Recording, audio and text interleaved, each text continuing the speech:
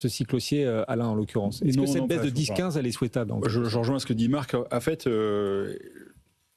ce dont Marc parle, et je pense que c'est vraiment ça, c'est les grosses entreprises de la tech. Les hyperscalers. Qui savent aussi, qui ont l'expérience de la période des 20 ans qu'on vient de passer, qui est de dire les gagnants vont tout avoir, c'est-à-dire le winner take all. Et ça, elles ne peuvent pas se permettre d'être en dehors de ça. Et à côté de ça, donc Marc évoquait des moins 40, moins 50, là tu te rappelles pas bien parce que c'était moins 80. La bulle, quand elle a pété, c'était du moins 80 en moyenne et du moins 90, moins 95 sur quelques valeurs. Donc on n'en est certainement pas là, mais par contre, ce qui est intéressant de voir, c'est que les petites entreprises, on en parlait dans la demi-heure précédente, les petites entreprises pas rentables autour de la tech ont déjà pris un moins 40, moins 50. C'est-à-dire que quand vous avez les valeurs du quantique, qui étaient très à la mode, très chaudes il y a 6-8 mois, elles ont pris un moins 40, moins 50 par rapport à leur plus haut, et qui ne datent pas d'il y a 2 ans. C'est des plus hauts qui sont quand même tout à fait récents.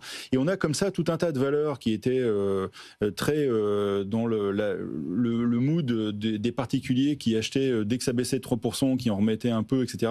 C'est l'époque où on a vu Palantir flamber et remonter largement au-dessus de 200. Une boîte qui vaut quand même 400 fois les résultats, les chiffres d'affaires. Donc on se retrouve un peu dans pour certains segments de marché, sur des trucs comme ça, des entreprises qui vont finir par faire du chiffre d'affaires, qui vont finir par être très grosses et qui vont effectivement rafler la mise. Mais aujourd'hui, elles sont une quinzaine dans le segment. Et ben, il en restera pas 15 dans quelques années. Et autant les grandes, je suis vraiment pas inquiet. Effectivement, un moins 10, moins 15, il faudra regarder.